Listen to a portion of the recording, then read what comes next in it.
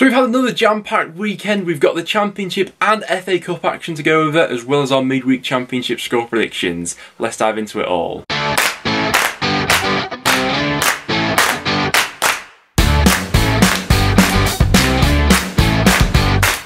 Guys, welcome back to another video on the channel. Loads to talk over today as usual. We'll be splitting today's video into two parts. First half of the video, we'll be going over all the weekend's action. In the second half of the video, I'll be giving you guys my midweek score predictions. So, as always, make sure to get your thoughts and comments in the comments down below. Plenty of FA Cup upsets going on this weekend, which was nice to see. But without any further ado, let's jump into this one. So, starting out with Friday night's match, which saw Sheffield United make it 3 wins on the bounce as they got the better of Birmingham in this game. A few controversial decisions made by the referee in this one. Couple penalty appeals for both sides which were waved away. Good start from Birmingham though to take the lead. Lyle Taylor once again getting on the score sheet. Nice link up between him and Bacuna. Lovely goal to equalise from Billy Sharp, but obviously the controversy came from Sheffield United's winner. Billy Sharp being offside in the build up to that one, not being flagged for offside. Lee Bowyer understandably was absolutely fuming and Bogle went ahead and slotted in. Disappointing for Birmingham given how last time went against Derby, you know, throwing that one away from a leading position, albeit some of the decisions sort of conspired against them in this one. The playoff picture now though is such an interesting one for the Championship because I think we've at least got 4 really good and quite informed sides below those playoff positions at the moment. Middlesbrough, Nottingham Forest, Luton and Sheffield United. Sheffield United as well, still with that extra game in hand on the teams above them. Sheffield United had that extended break due to COVID and the 2 games that they came back in with were a little bit shaky. They had that defeat against Derby, that draw against Preston where the second half they just seemed to collapse. But since then, they're putting in a really strong case for getting back into the top 6 hunt at the moment, and I think that playoff picture is incredibly difficult to call at the moment. And speaking of the playoff picture, I still don't think that you can totally rule out a side like Blackpool. I think that anyone down to probably around Stoke, who are currently 14th in the table, still have an option to go ahead and really string together a run of results and really go for it in the second half of the season. This was a fantastic result here for Blackpool, and probably what's been most impressive for Blackpool recently is they've not really missed Keshi Anderson being out with an injury, you know, probably their best player up until the point in the season when he picked up that injury. But Bowler, as always, was fantastic for this one. But someone who's really stepped up in his absence has been CJ Hamilton. Another goal for him in this game here. The pick of the goals, though, undoubtedly being Josh Bowler's, being the 3rd one of the match. Just unbelievable touch, then the precision to cut in and take that goal on his left foot. For Bristol City, the same old story really. We know they're leaky at the back, but they do carry a goal threat with them, and until they go ahead and iron out some of those deficiencies at the back, I think it's just going to be a bit of a inconsistent, bumpy ride for them for the rest of the season. And it was a very good weekend for Preston North End as well, as we got back to winning ways with all 3 points against Hull. Quite a good game this one actually.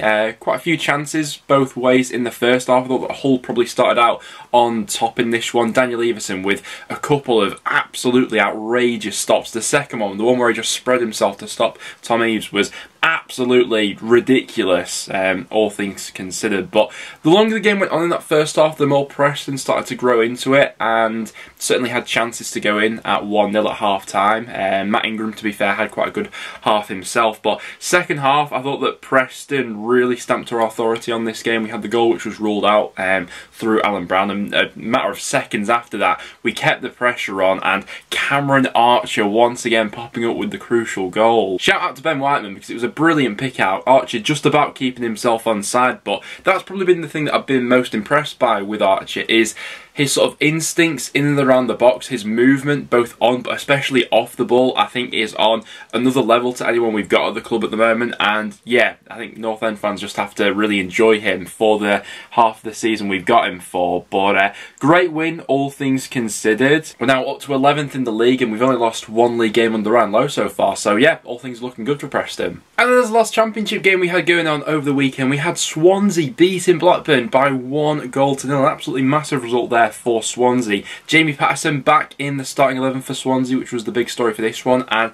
before the game, we sort of highlighted how the goals had really dried up for Swansea since Jamie Patterson had been out of the side. Well, he was the provider for the opening one in this game. Obafemi with the goal in the end. Brilliant ball swung in from Patterson. And I mean, Blackburn had chances, particularly in the second half when it looked really like one-way traffic. A highlight from Blackburn's perspective was probably Ryan Giles, who I thought looked quite good for this one, and I'm sure that as the season goes on he'll continue to bed into that side. But no doubt in my mind whatsoever that Giles will be a really nice addition for Blackburn for the rest of the season. What's interesting now for Blackburn though is their run-in as in their next few What's interesting now for Blackburn though is their next 5 or so matches are all looking really quite tough. They've got games against Forest, West Brom, Millwall, Sheffield United, QPR and Fulham all back to back. So this right here, I think it's going to be a season-defining month for Blackburn. But those are all the Championship games we had going on over the weekend. As always, make sure to get your thoughts on them in the comments down below. Now let's quickly go through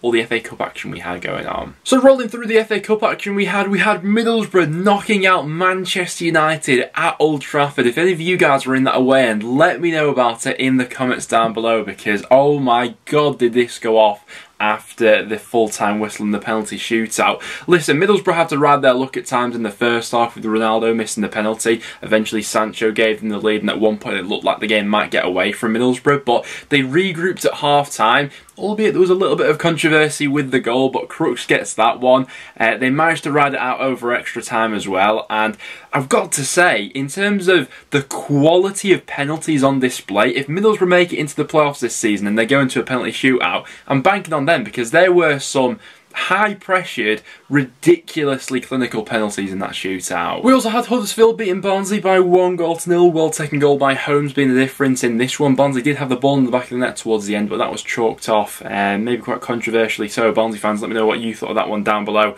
Both teams will now turn their attention back to the league, though. Very excited to see what Huddersfield are looking like coming to Deepdale in midweek. We'll discuss that in the second half of the video. As we predicted going into this one, there was plenty of goalmouth action involving Manchester City and Fulham. Fulham getting off to a brilliant start in this game as well. Harry Wilson linking up with Carvalho, but it wasn't to be, and I mean Manchester City still put out a really strong lineup for this game, didn't they? Goals from Gundogan, Stones and a brace from Mahrez ultimately sealed this one for the Premier League champions. Now it's the league where Peterborough really need points at the moment, but a win in the FA Cup like this over QPR could do them the world of good if they're to take this momentum into the league in midweek, where they've got an absolute crunch match coming up against Cardiff. But good stuff from Peterborough in this one, I have to admit. Ward and Jones with the goals in this one. QPR certainly had their fair share of chances, but Bender and Net for Peterborough had an absolute worldie of a game. If they can build on some of those foundations, Bender having those sort of performances from now until the end of the season, then maybe Peterborough still within of a fighting chance of survival. Southampton got the better of Coventry in extra time, but it was certainly a performance to be proud of from Coventry's point of view. A brilliant give and go between Gyökeres and Ben Sheaf for the opening goal.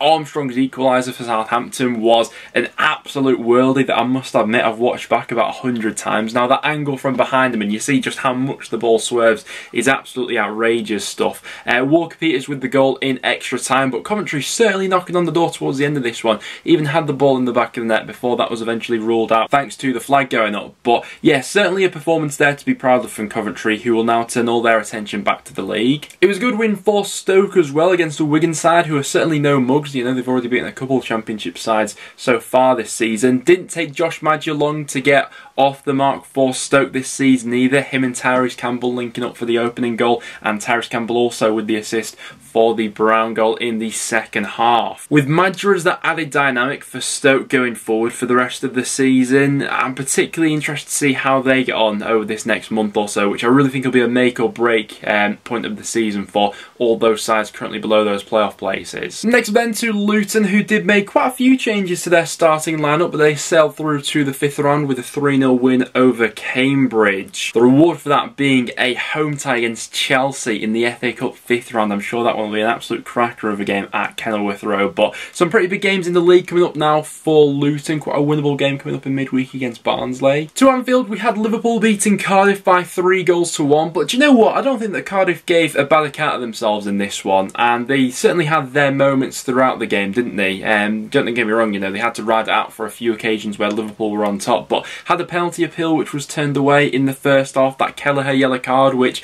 you know, on another day maybe some fans would have been arguing for a red. Eventually in the second half half Liverpool's quality paid off though. Jota Minamino and Harvey Elliott, who we all know about from his time at Blackburn in the Championship, got the goals for Liverpool. But Colwill getting the goal back for Cardiff, in the end just being a consolation goal, but looked like a decent away into being at that time. So yeah, if Cardiff can take a few of those characteristics into the league form for the rest of the season, then you'd think they'd be alright. After that, we then had Nottingham Forest absolutely running riot against Leicester City. It was a marvellous performance as they put 4 goals past them. Now this game was all a little bit tarnished in the end by some of the actions off the pitch, by a select few group of Leicester fans. You know, some of the stuff happening before game, and then the idiot running on the pitch and stuff like that. But that's not to take away from how brilliant Nottingham Forest were in this one. Since Steve Cooper's come in general, Nottingham Forest have been absolutely fantastic. You know, the revival from the bottom 3 of the Championship to playoff contenders has been something to behold. But this momentum, which is carried on from the Arsenal game into this Leicester one, is quite something. And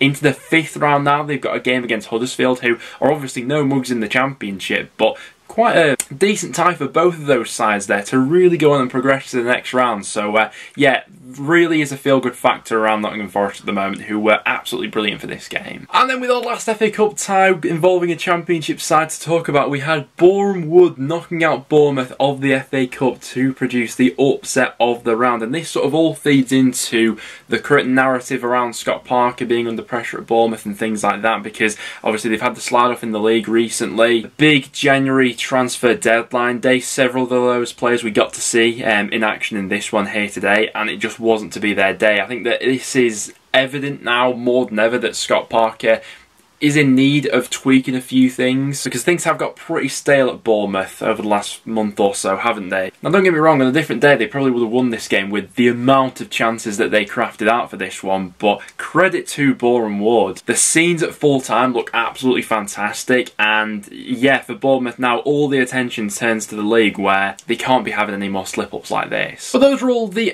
FA Cup matches we had going on over the weekend that involved the Championship side. If you went to any FA Cup matches over the weekend, make sure to get your thoughts on them in the comments down below. But without any further ado, let's now hop over into the midweek Championship fixtures. So heading into the midweek matches, starting out with Coventry up against Blackpool. Now I don't think there'll be all too much to separate these two in this one. I think I'm edging towards a draw. Blackpool looked pretty good at the weekend as they got their way past Bristol City quite convincingly. Coventry unlucky in the end against Southampton, they took them to extra time. Gonna go for a 1-1 draw in that game. Derby up against Hull, I think, is another pretty tough game to call. I could definitely see this being a sort of 1 goal either way sort of game. Obviously I was at Hull at the weekend following with Preston. Fairly bright start in that game for Hull. They just seemed to fade a little bit as the game went on. And I think that something maybe could be in it for Derby in that one, with them maybe being a little bit fresh, having not played over the weekend. I'm going to go 1-0 Derby for that game. Fulham up against Millwall. Next up, Fulham back into league action after their FA Cup loss against Manchester City. I'm going to back Fulham for all 3 points in this one, but Millwall certainly have it in him to be the sort of side that could throw a spanner in the works. I'm just going to edge Fulham though for a 2-1 home victory. Luton up against Barnsley. I think I'll be with most people here and predict a Luton 3-pointer. I'm going to go 2-0 Luton in that game. Made a few changes for their FA Cup win over the weekend, where you'd imagine some of their first teamers have come back in for this one. So yeah, going to go 2-0 Luton in that game. Then for our last game tomorrow, we've got Stoke going up against Swansea. And listen, it was a brilliant win for Swansea over the weekend against Blackburn, where not many people gave them all too much of a chance in that one. Jamie Patterson being back into the side as well. They've just got an air of inconsistency about them at the moment, Swansea though, don't they? But the same can, to be fair, be said about Stoke. I'm going to go for a narrow Stoke victory in that one. I don't know why, I've got a bit of a gut feeling that maybe with Madger in the side now, a few more cogs turning in the final third, Stoke may click up into gear in that one. I'm going to go 2-1 Stoke. After that, we head to Ewood Park on Wednesday night for Blackburn up against Nottingham Forest. Now, Blackburn are going into what is really a tough-looking run of fixtures, and this is a really tough one to start things off, obviously. Forest absolutely flying over the weekend, putting 4 goals past Leicester. I'm going to go for a more reserved 1-1 draw in this game, but 3 points for either side in that one would be a real statement to their promotion chances. Bournemouth up against Birmingham. Don't know why, but I've got a feeling that Birmingham may get something from this one. Bournemouth have generally struggled with teams who are quite happy to be without the ball for long periods of time, and they can hurt you on transition going forward. And that's sort of summing up where Birmingham are at the moment, albeit Birmingham still have a mistake in them in the back. I'm going to go for a 1-1 draw in that game. I don't think that Bournemouth are completely firing on all cylinders at this point in time. Bristol City up against Reading. You'd imagine there'd be quite a few goals to take away from this one. Neither side particularly great with keeping the ball out of the net at the moment, albeit I am going to back Bristol City to get back to winning ways with a 2-1 win in that game. Cardiff have had a good run of results recently. Obviously lost over the weekend in the FA Cup to Liverpool, but there was certainly no disgrace of a performance. Going up against Peterborough, who did progress through to the next round, albeit we've had these sort of now or never moments with Peterborough seemingly quite a few times throughout the season, and it just never quite seems to fall for them when they're in desperate need of a result in the league. And for that reason, and the fact that it's away from home, I'm going to go for a 1-0 Cardiff win in that game. Preston up against Huddersfield is a really interesting game at this point of the season. I remember when Preston met Huddersfield early on in the season, and it was really quite a drab game. There wasn't a lot of quality in there, and I thought at that point these would be, you know, two sides who are right down there at the bottom of the table. But both teams in the top half at the moment. Huddersfield still on their fantastic unbeaten run. Preston with another brilliant win in midweek as well. We've only lost once in the league under Ryan Lowe so far. I don't think there'll be all too much to separate these two. I'm going to go for a 1-1 draw, albeit another win for Preston in that game. And who knows, we'll be right up there in the playoff picture then. QPR up against Middlesbrough is an interesting one. QPR have now got Chair back from AFCON and things like that. Disappointment to losing the way they did to Peterborough, albeit they did craft out some opportunities in that game. I don't know whether Middlesbrough maybe going to extra time and the whole distance against Man United may have taken it out of them a little bit for this one, albeit they'll have had that extra day of recovery with them playing on Friday. This is a real close one. I would like to predict a draw, but just for the sake of it, I'll just go QPR for a 2-1. I think one goal either way in that one separates those two. Last up then to Bramall Lane for Sheffield United up against West Brom. Steve Bruce's first game in charge of West Brom. Now, Baggies fans, I'd like to get your overall takeaway from this one in the comments down below. As things stand, I'm not the biggest sort of fan of this one. It has to be said, Sheffield United have strung together 3 wins on the bounce recently, and I think they may just get the better of West Brom in this one, even with maybe West Brom having that new manager bounce. I'm going to go 2-1 Sheffield United in that game as well. So as you can see to the side of me, those are my personal score predictions for the games coming up in midweek. As always, I want to get your guys' thoughts on this one in the comments down below. Get your score predictions down there. But apart from that, guys, that will now wrap it up for today's video. So as always, if you did go on to enjoy, make sure to leave a like and do stick around and subscribe for some regular Championship content. Apart from that, guys, thanks for watching, and I'll see you all in the next one.